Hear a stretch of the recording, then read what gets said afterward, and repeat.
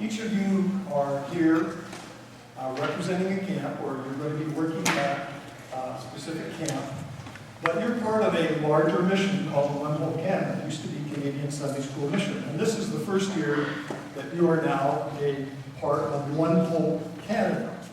In other words, God sees us not as we are in ourselves, but as we are in Jesus Christ. God looks at us at every single moment of our lives and says to us what he said to Jesus, "You're my dear child.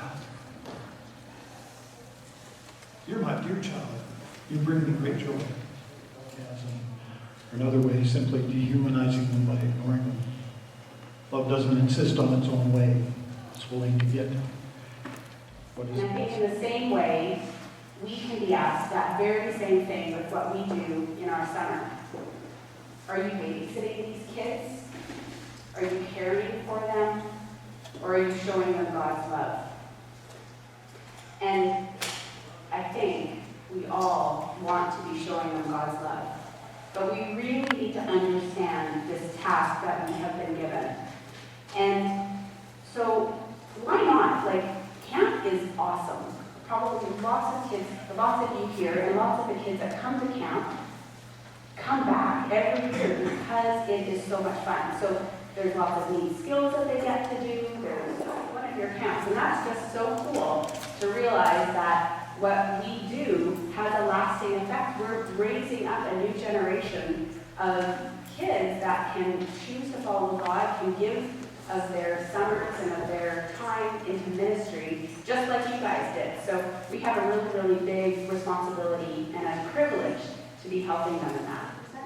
But throughout the entire day, you have opportunity after opportunity to talk with them and to talk about the nature, or talk about something that you've learned when you were reading the Bible, or just so many ways that you can do that. You do with your large cabin group, because you could end up having a difficult time in understanding what each child's understanding and perception is of what they're doing. And you don't want a child to leave camp thinking they've become a Christian because they prayed a prayer, when they really didn't even understand what they did. I don't know if you guys use these at your camps, but we would be very happy to send them to you. But they're just little fun activity pages, and there's, I think, 90. So if they did one a day, this could last them for 3 months. And I promise, if they want more, get them to write us a letter at the MRC, and we'll mail them another one. Like, we absolutely would continue. We have these for every book of the gospel plus Acts. So there could be more than a year's worth of these little devotionals that they could do. So you could do one with them so they understand how it works. My kids love these at home, and you find a passage, and then you're answering the activity questions by the words that you find in the Bible passage. That's a really great way to help them grow. So here's the directors who reach out to us, and we can try to find churches that are in their area that can help them be plugged in. I know in Winnipeg, there's lots of churches who do bus trips, to travel around and pick up kids to go to Sunday school. And, for rural areas, we can try to reach out and find if there's churches that maybe would have a bit of a program where they could bring in the kids who maybe don't have families who believe, and they can come to church. So reach out to us, and we will try to help you with that. It's such an easy way to explain the gospel. So I'll give you the Reader's Guide to the Word. When I think of gold, I think of heaven, because in the Bible it tells us there's a street in heaven that is made of gold. And gold is totally pure. It is completely pure, and that's like God. God is totally pure. He cannot have any sin in him. But people do things that are bad. We have sinned, right? And we can talk about that a little bit with each other, what kind of sins we have. And so that's a problem, because we can't go to heaven because of that sin that we have in our life. But because God loves us so much, He made a plan so that we could be with Him in heaven. And He sent Jesus, His one and only Son, to earth. And Jesus died on the cross, and He never, ever, ever did anything wrong. He never did sin. He was pure, just like God.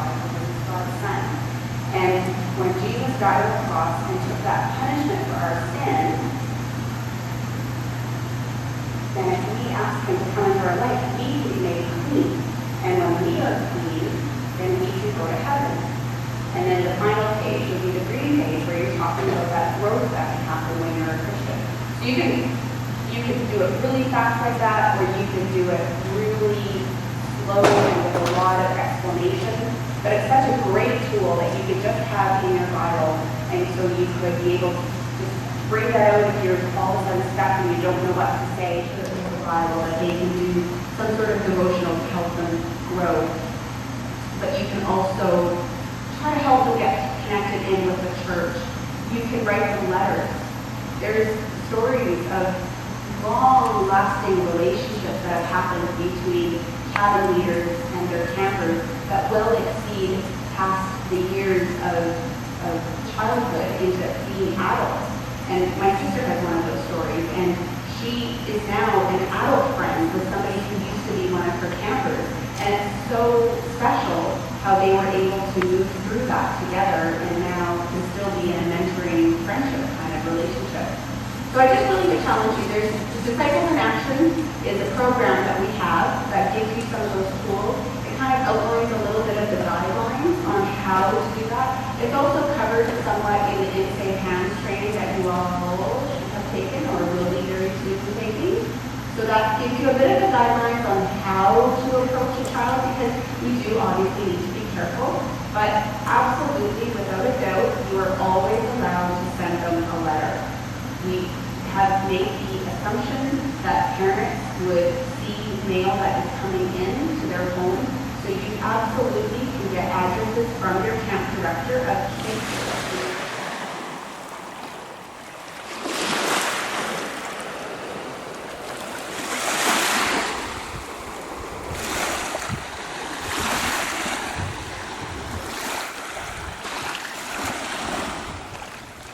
So, what you will be doing is everybody starts with a different clue. They all do the same, approximately 16 clues. And at the end, we can get a clue, and they're going to be Nehemiah 8:10.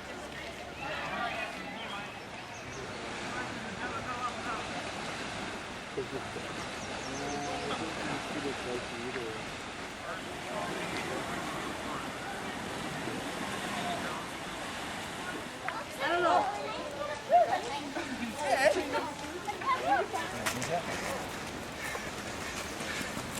There, a few summers back, I was doing a couple different jobs and I was just completely tired, and I would go to the beach and I would send everyone off the beach. Okay, clear off the beach, guys. I just need to take a bit of a breather. I can't handle people anymore. I'm going to bite people's heads off, and I just sing. I'd sing until I could be calmed down and I'd be focused. All right, now I can go back and I can do with people, and there. It's not ending in this constant struggle with nothing happening. All the pleasure, the fame, the prestige, the comfort, those things are no longer the things that we're to live for. Those things no longer even matter to us. They're not important. The life that is in us dictates that there's something else important. Can you eat once a week? Can you eat once a day? How many of you guys have tried giving up food for a day? A week? A month? How much can you put it off? There's something different about you. See what someone texted. Oh my goodness, there's something going on over here. I gotta see what the latest is happening.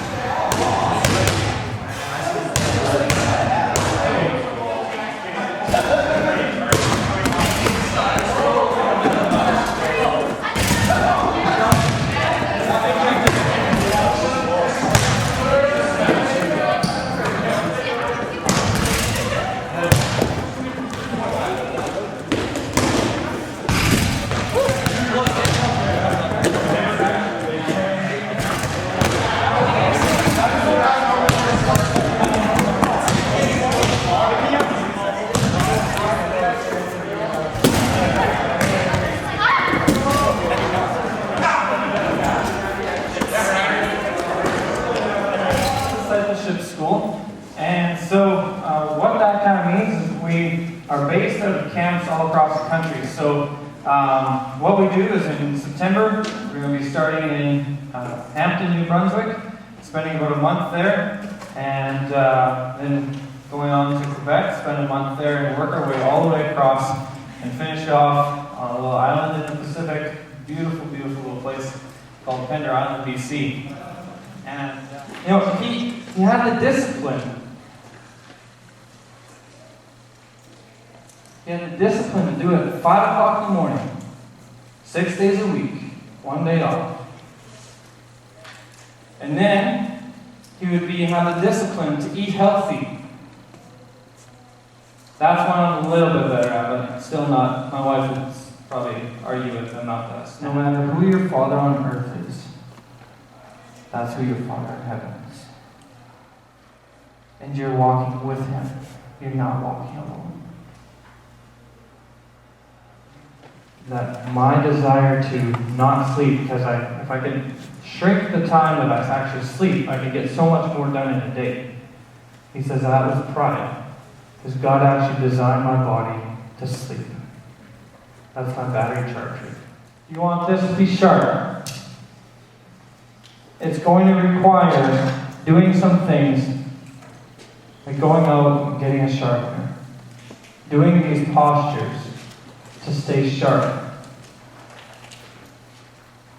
It's going to require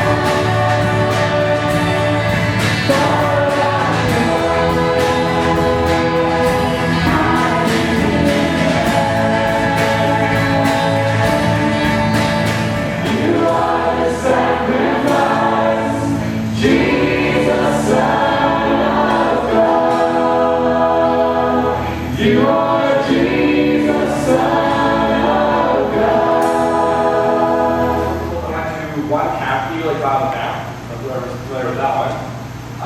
And ever since then, that's been one summer that I have not gone to some sort of camp afterwards since then. Yeah, is conflict always bad? For me, no. Sorry, not for me. For anyone, no. Conflict is not always bad. However, if I were to ask you, and just shout out, what kind of words come to mind when I say conflict? Fight, war, anger, disagreement, yeah? Headbutt, exactly. Just one. Barney Robin 10. Hate Jacks. I think everyone that shows like conflict triangle, I'm not quite sure how that one works. It's like called like hexagonal polygon. I survived the whole week when I was about 10. When I think back, I remember one camp song that we did. The rest of them I don't remember, and that was I Lift Your Name.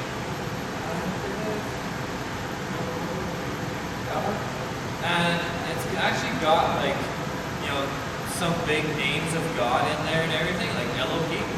I didn't know what that meant, but I'm like, hey, never heard God called that before. That's, I don't know, kind of cool. And that's the song that I remember.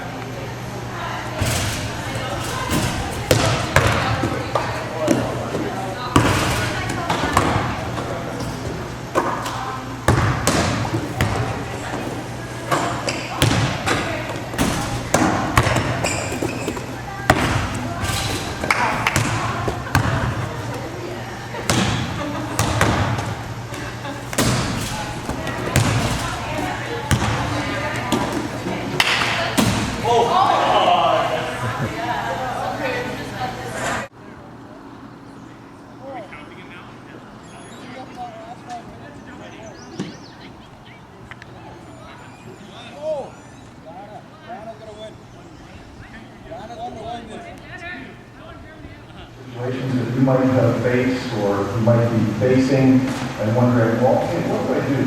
So I'm going to just kind of prime the pump here, and I'm going to ask this question. I'm a first-year cabin leader, a child who's not wanting to do anything and is disrupting every activity that we're involved in. Who wants to take it? And ask them what to do because they have the experience and it's firsthand, they'll be right there with you. The other thing is the camper might not have a relationship with you, and it might be difficult for them to listen to somebody that's trying to tell them what to do without having any sort of relationship with the person. So at this point, I guess the other cabin leaders there, and so you'd ask your senior cabin leader, well, you know, what can we do? Like, what are some of the things that you would have done? Melanie, you're the senior cabin leader, what would you have done? Let it be that their behavior is an actual act of defiance to me, but it's perhaps that there's something bothering them, and that's why they're acting that way. So it doesn't need to feel like they're actually attacking me. I just happen to be the one who's in the midst of what's happening. So to be able to separate yourself from it and just breathe and help them through it and say, I'm really sorry that you are having a really bad day. What is going on? Like, why are you feeling this way? Just to try to draw it out of them and let them talk. And like what Dwayne said, you don't know what's going on at home. You don't know if they have to act that way in order to be heard. And so to be able to give them that consistent attention, even when they're not misbehaving, can be very valuable, because then they hopefully will see that you just genuinely love and care for them. When something like that is going on, that the conversation with that individual is more important than getting to the chapel or getting to the skill. Or, you know, there's people that can run and let someone else know that you're not going to be there on time, or, you know, tell someone else where you are, that you're having this conversation, and just take the time. I know that's a big problem, is when we want to, even with my children, you know, when you want to try and get somewhere or do something and achieve something, right away that takes away from the effectiveness of that conversation and getting that child to the point where they will actually talk to you and tell you what's First and foremost, I mean, not in a very in-your-face, kind of aggravated kind of response.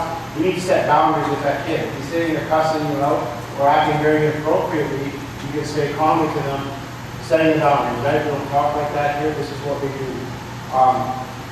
That's not going to necessarily stop that. But from there, you can, I think you can move into an area where you look for common ground. And if you don't feel safe and you don't feel secure, then as a child, your only recourse is to act out because you can't verbalize it. The second need is for significance, that we matter. And that's all of us. But kids have a clear need, and that's for fun, for new experiences, and for growth. So in that situation there, what I would be doing is I'd be praying continually for insight from God, for God to tell me exactly what to do next, what to do next, what to do next, and try to make work.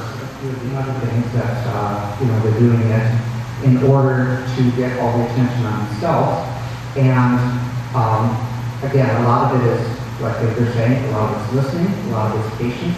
A lot of it is being the one that's in control of themselves, so that they can see that you can help them calm down. And a lot of it is allowing them to, have a little bit of, not authority, but a little bit of freedom. I would really strongly suggest that not be a counselor or not be the cabin leader. It gets to that point, it comes to leadership, and they take it from there.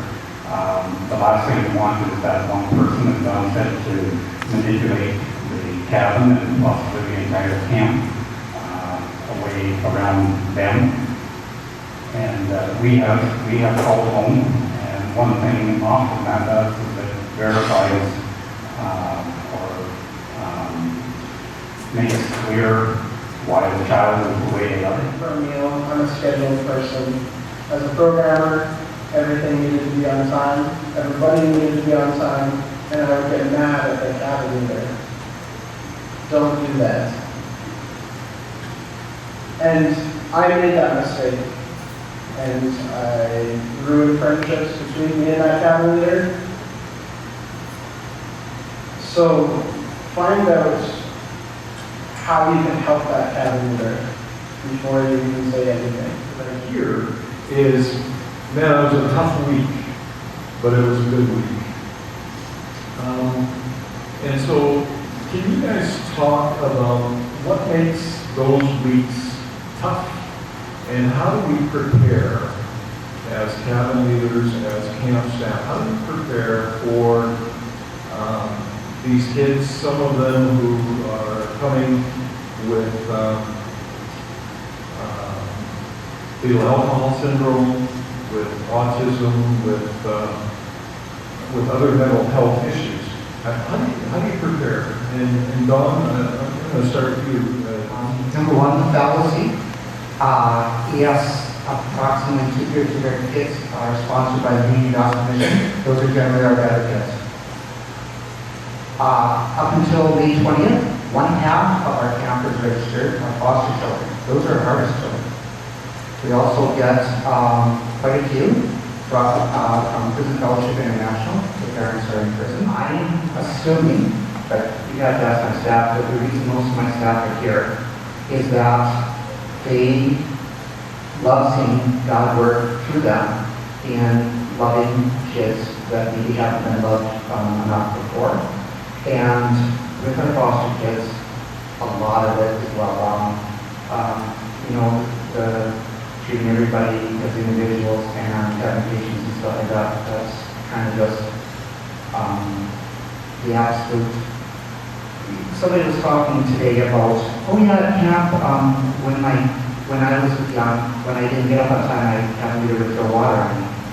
Well, we tried it at our camp, and if the kid doesn't tear your face off and cause you to bleed, they will at least hate you for the rest of your life. And if you smart enough to let God keep building back up, it was absolutely the greatest feeling in the world. And that's why Because I was scared of the kids that came to Gimli Bible Camp. Gimli Bible Camp changed my life. Because God showed me how to love what He loves. And there's one thing that always sticks in my mind, and I don't know if it's on your brochure anymore, but that year there was a thing that said, because kids are worth it. And that's like a life statement now. Why do I do camp? Because kids are worth it. As a director, how would you help me? I'm a cabin leader, or I'm a worker, whatever. And I noticed that one of my coworkers is starting to withdraw and kind of, not feeling very happy. And so I talked to her, and she said she was just going through a tough time. And she said to me that, well, she has had thoughts of hurting herself. I don't have very good people skills, so I generally hand it off to my Grinder Allison. But really, you guys, in my eyes, are no different than my own kids. I have an adopted daughter who was a child for several years. It's a cry of pain for attention, and so the idea is to give attention to the extent that they will accept it. My daughter actually wouldn't allow anybody to touch her or hug her for several years. But now I hug her a lot. Is if you want to keep it as private as possible, so it's not, oh, did you hear so-and-so is having problems? That is going to only magnify the situation.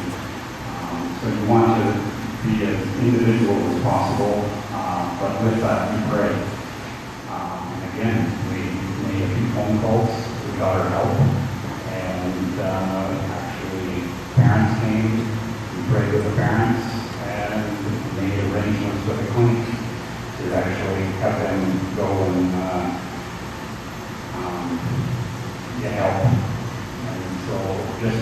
having that knowledge, where to call.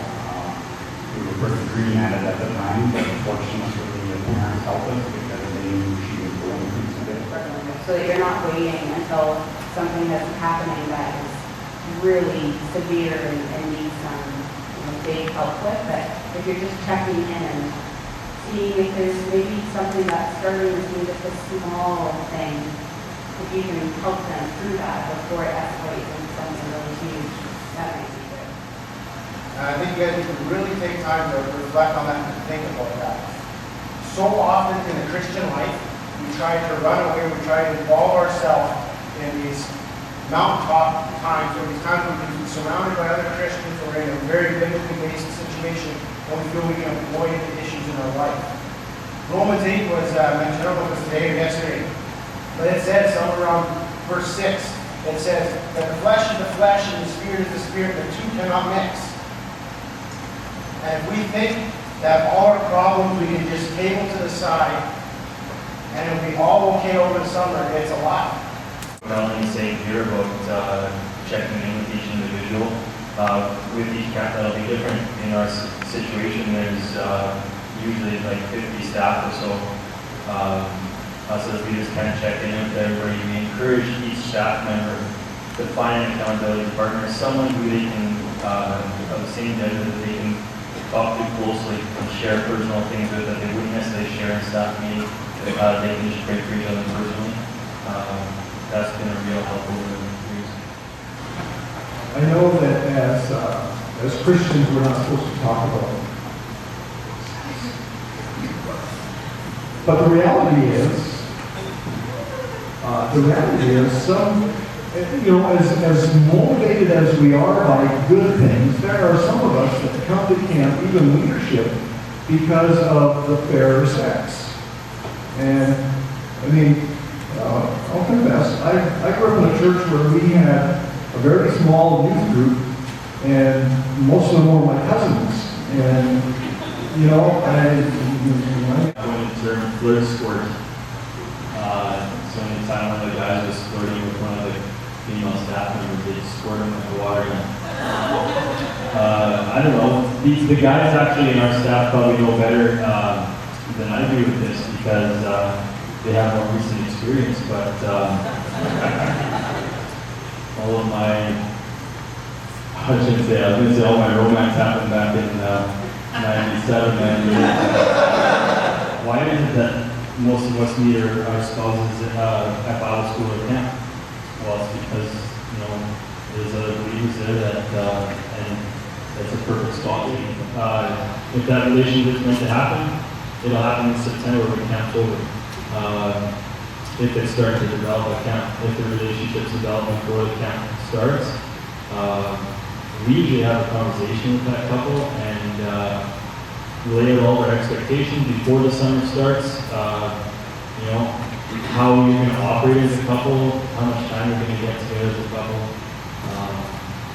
Usually a conversation with each individual's parents is always good because the parents might have different expectations than the individuals telling them. We got married the day after camp ended, and my wife went to camp that summer because she really didn't like the idea of camp, but she went to camp to be kind of close to me and see what I was like in that type of situation. And she found out that I had no time for her because I was at camp to minister to the kids, and she only saw me on weekends. And she was not there the rest of the week because I was ministering to the kids. And unfortunately, sorry, if you work in camp, I have the same expectations. So, if you're flirting with the girls or vice versa, I probably won't even notice. But if I do notice, it's not a good thing. I think key is if it's distracting, if it's taking away from your ministry, i.e. your camp, cabin group, or a particular role that you're involved in, and it's putting the camp at risk and campers at risk or whatever, be assured that leadership will be talking to you. I would say, keeping your focus is crucial, and keeping your remind, well, somebody, one of the sessions this year is honor God. And that goes with, in the role that you are at camp, but also goes in your relationships that you're building at camp. That you show others what a Christ-like relationship looks like.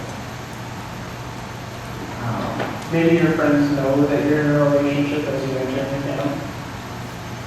How can you show them what a healthy Christ-like relationship looks like?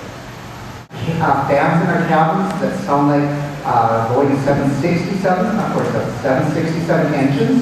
So when they're on, the kids can't hear themselves yelling at each other. It's often the quiet kids, or the kids that want to listen, actually control the cabin. Because we want to listen, so settle down so we can listen. And the rowdy kids then end up succumbing to the quieter kids. Because Flying through risk factors or hazards. It's proactive rather than reactive, and the goal is to reduce the likelihood and magnitude of impact.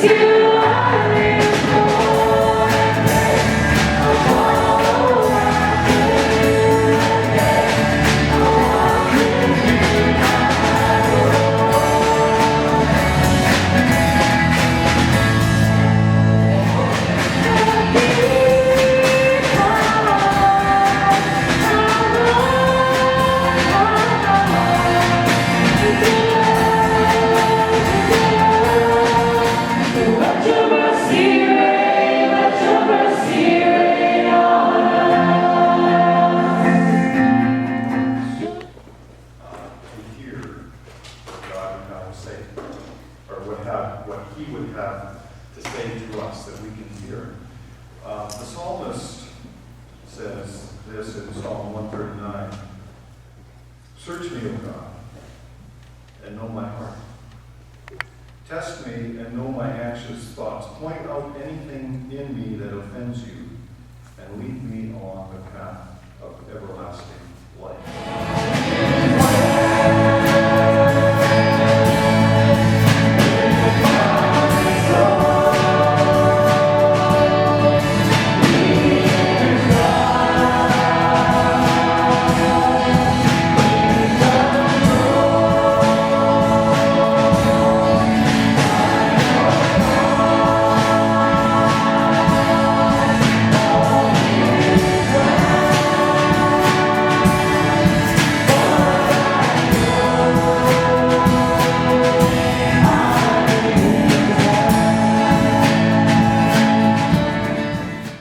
Commanded our ancestors to teach them to their children so the next generation might know them, even the children not yet born.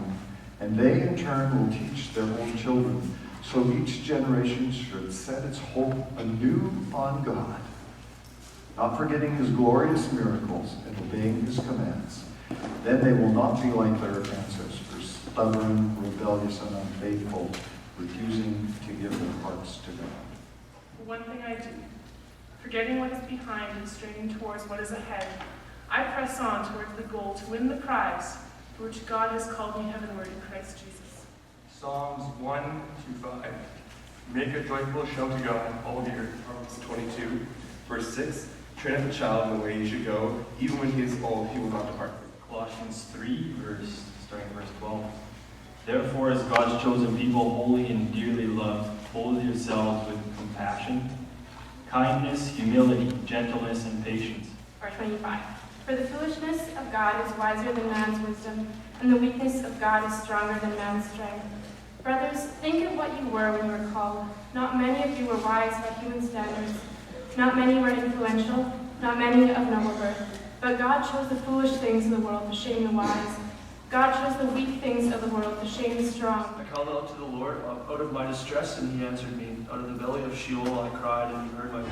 Throughout the endless ages, you will be crowned with praises, Lord, Most High. Who will be coming to camp this summer.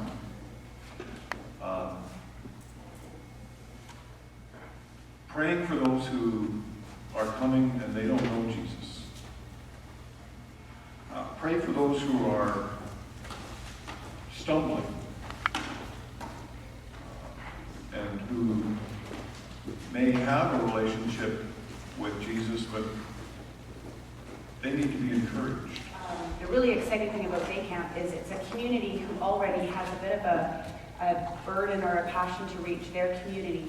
They just don't have the manpower to literally do it themselves. There's already a connection between the church, that group of believers. Sometimes it's not even a church. It could just be one family who lives in that community. But they just have a burden for those children that are in their neighborhood, and then we can come in. And so I would say that our prayer is that that burden that they have will produce ideas and energy, and so that after we've left, that the people who are there can then carry on and can do things year-round with those kids. We see that happening where churches, after the day camp has come, they said, we can't let this stop. So they create clubs, or they start networking with other churches in their town to do Sunday school together, and they just find creative ways of doing that ministry in their small community. So just that kind of follow-up can just be really strong after we're done. I'm going to skip the summer and just say 2 specific requests right now. The first one is for this upcoming week. We have our special needs camp, and we're still looking for staff for it, and we always get by, but it's always our desire to have more than we need for these kids and campers, because this is by far the best camp we have all summer long. It's 18 to 80 years old, and we spend time blowing bubbles.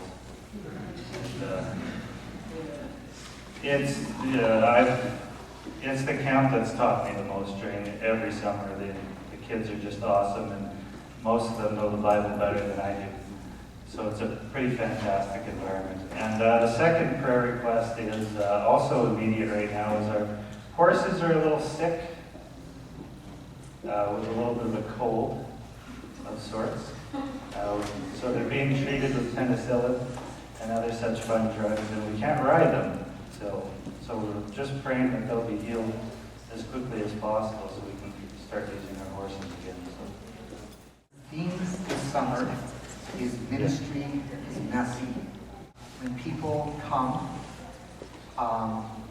before they can receive God's grace and have their lives change, a lot of times there's got to be some messy stuff dealt with first. My prayer has been and will continue to be, and I ask that you guys pray with us, that for peace and hope this camp this summer. Pray that everybody from the top down, from our board to our camp leaders to the campers, pray for the mind of Christ. Pray that each staff member will have the mind of Christ.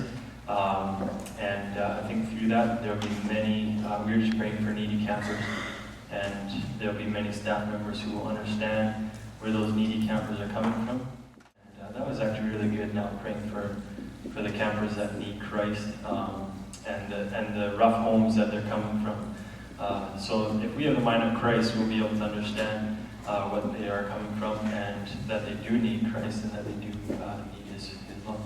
For lifeguards, it's fast coming, and we would really need 2 more qualified lifeguards. But on top of that, and beyond all that, our staff, just as Dwayne said, from top down, that we'd be really focused on what God has for us. We are excited about this summer. The staff that God has put together, and yet there's still individual. And so as we come together, there's always that rubbing of shoulders and whatever, that we would be unified and focused on the ministry at hand and get our eyes off of the idols and the things that can distract us. We evaluate you as a leadership team. We're all fairly new, and I have a tendency to make a joke out of that. I say I'm new, I have no experience.